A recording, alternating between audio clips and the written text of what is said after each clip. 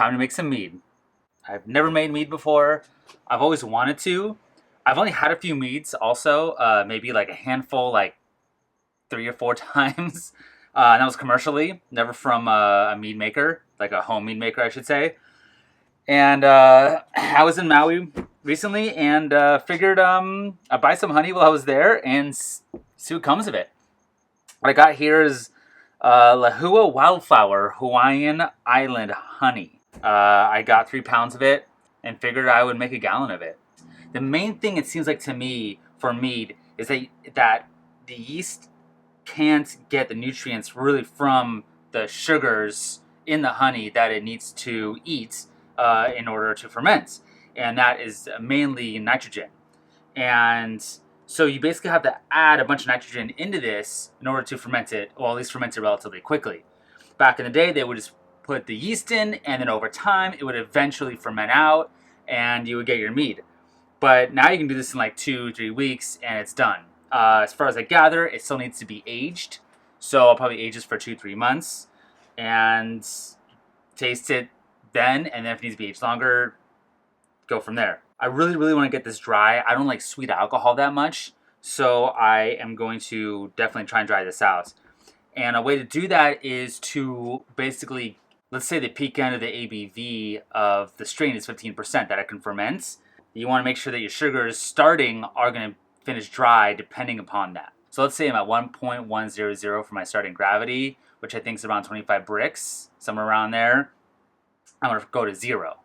And at 0, that's about 15% alcohol. So if you want to boost your starting gravity way higher, or your starting sugars, you're going to end at, let's say, like 1020 or something, or higher in sugar content, you're definitely going to have a sweeter mead. You can also back sweeten it also, which I'm not going to do. You can also add fruit to it. Those are called melomels. And those are definitely going to, add more complexity to it. My first time doing this, I'm going to do just the honey. There's a way to calculate how much yeast nutrient to add to this along the way. The website is called meadmaker.com, but no E in the maker, just M-A-K-R. And you just put in how much you're going to do. I'm going to go for a gallon. This is their bricks. This is starting gravity roughly. Nitrogen requirement, I'm going to go on medium because I don't know what else to do there at this moment in time. And then it adjusts for you. And it has all the instructions here. So this is a really, really, really great program. I'm going to go off this mostly. Let me show you all the stuff I got. I got this yeast nutrient here, which is basically helps with nitrogen and has like minerals and vitamins and all kind of stuff that yeast need.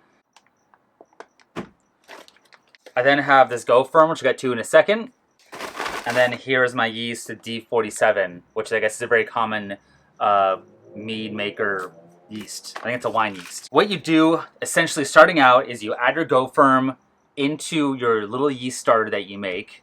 You basically just rehydrate the yeast with Go Firm, with water, and you stir it in, and that gets your little starter going.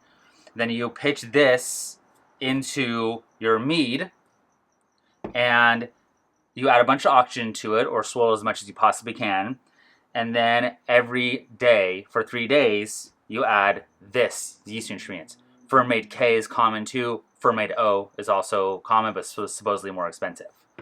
And this program here tells you exactly how much to add, which is great. So let's do this. Let's make some mead. So what I'm going to do here is make my must into my 5-gallon pot. And why I'm doing that is because I want my sugar content to be accurate, and I don't necessarily want to do it into a 1-gallon jug in case I'm too full. A worst case scenario, I'll ferment in this and just put the lid on loosely.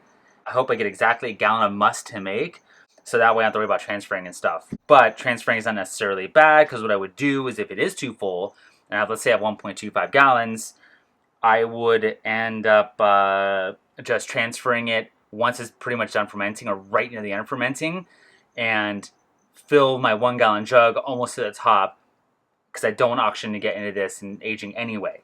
But let's see what I get here first. I heard that using a hydrometer is better, not a refractometer. I'm not sure entirely why, that's just what I read. So what I'm going to do is use a hydrometer.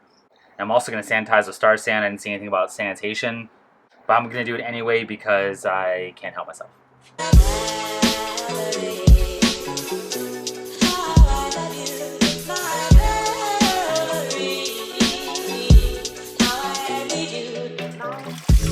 Alright, so what I'm going to do here is add just under a gallon, maybe like 0.75 gallons, 0.8 gallons.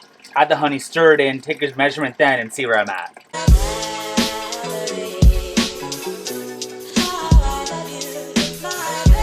I guess back in the day they would heat up the water a little bit and kind of make sure it all mixed in there, but I guess nowadays they just mix in.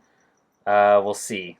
I mean, this stuff is like crystal gross, weird thick. I still don't know about sanitation. I didn't see anything about that. Wow, this stuff is like really thick. I'm gonna have to heat this up a little bit.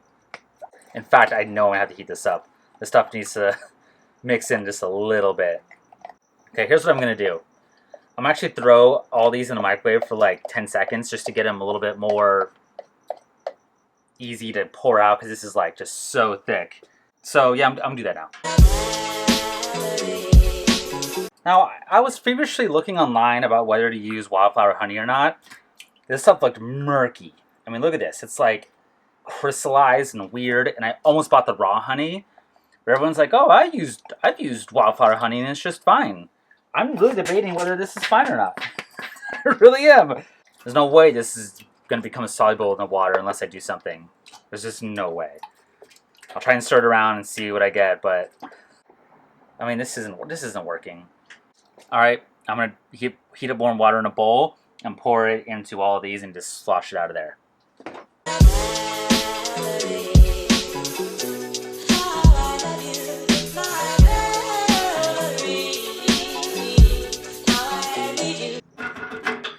All right, well, I got most of it in there. I think before I even think about melting this, I will take a gravity reading on it and just see what it's at. So you will use my refractometer. I'll get like a good idea of it, and then I will use my hydrometer when I take an actual reading to see where I'm at. But I seem to get a good guide of where I am. So, because I don't know, I have no idea. So let's do that. All right, this says 1076, 1078. I was hoping it'd be higher than that. I think I'm gonna heat this up for like 10 minutes. Very quick, like 180 degrees Fahrenheit, somewhere in that range. I want the sugars to dissolve more. I think I'm gonna have sugars in this. I just think because whatever I bought was so crystallized that it's weird. So I'm gonna do that. My gut feeling says to do that. Plus I'm gonna use the warm water and get all the rest of these sugars out on the bottom of this. And yeah, it should be good to go in about 10 minutes here. How do you dissolve honey in like room temp water? I don't know. Plus I can swirl out the warm water and the rest of these and get all the crap that's on the bottom. So yeah, once it gets to 170 or so, I'll take another gravity reading once I cool it down a little bit and go from there.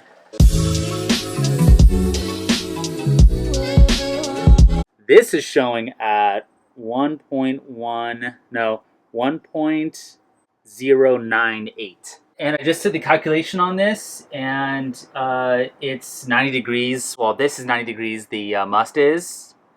And adjusted, that's at 1.100. So, awesome. I hit what I wanted. And so while this is cooling down to my pitching temp, which is around mid-70s degrees Fahrenheit, I'm going to do the next step here. Okay, so I got a gallon, and my Brix is at 24.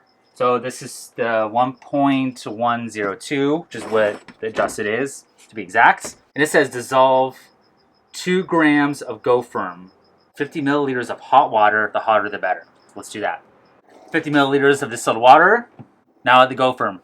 So by the way, on the package here it says, for Go Firm, a complex nutrient mix that helps dry yeast rehydrate properly. It smells really bad, actually. Okay, so what I'm going to do now is just put this in a microwave for about 30 seconds. Yeah, then cool it down to about 100 degrees Fahrenheit. Now it says to add 2 grams of yeast into this. Lalvin D47. All right, there's 2 grams of yeast. Throw it into this here. And then it says here to give a quick swirl, and after 15 minutes begin tempering yeast by adding 25 milliliters of the must to the yeast slurry every 5 minutes. So that's what I'm going to do. I'm going to add 25 milliliters of the must into this. I'm reading here. Wow, just that. It already cooled down pretty quickly, actually. So set within 10 degrees, and I'm reading here like 78. So I don't think I'll need to add any more must, to be honest, to this. Yeah, I think this is ready to pitch. All right, well, that's done. I think one of the main reasons why I don't really see too much about sanitation with mead is that the sugar content's so high and the alcohol is so high that nothing really survives. That could be like bacteria or anything kind of wild. But yeah, so that's my 2 cents at least. It's getting a little crowded up here. Getting a little crowded.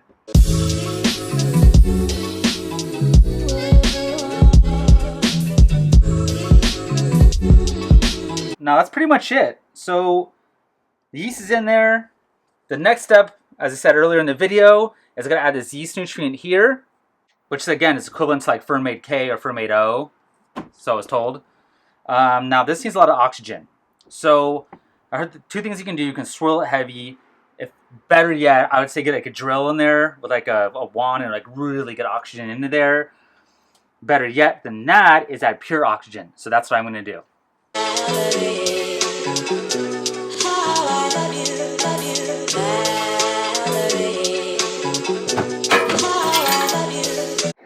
So everything I saw said that to do this for about 2 minutes for a 5 gallon. I'm just going to do it for like a minute because that was a 1 gallon, maybe less actually.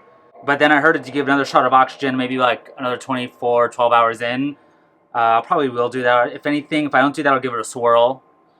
Yeah, add the yeast nutrient tomorrow, the next day, and the next day. So 3 days of yeast nutrient, and then 1 more dose, I think, right near the end of fermentation. You can use clarifying agents for this. I will not be doing that. You can also add what's called diammonium phosphate. It's called DAP, D-A-P. So you can add that. I won't. I think this has enough. This yeast nutrient here has enough. Then I might try and introduce a secondary as fermentation slows, just to clarify it out. I think you can leave it on, I guess you call lees. I don't know what you call this on the yeast for the entire duration. The more I dig in, I'll research if it says nowhere to do that. If it says you should take it off, I will. I think you leave it on primary for the duration of its aging, just fine. It was about a minute there. Yeah, I'm good to go here. I don't know how much this is gonna like ferment up or blow off. I don't know. I don't mind some oxygen getting into this because I do want this to get oxygen early on because it will need a lot. This has a lot to go, a long way to go. I've heard of people degassing this. I'm not gonna degas this. Basically, just give it early on, give it somewhat of a swirl and stuff, get rid of the carbonic acid that can be absorbed into it. I don't mind that. I don't mind a little spritz if it happens. Not a big deal to me. So yeah, that's it. We'll see how this goes. A little bit of a disaster on my first attempt at this, but I still got what I wanted. I still followed the instructions, and I'm very excited about this. And stay tuned for more videos. They're coming at you every 3 days right now. And yeah, get out there and make some mead, I guess.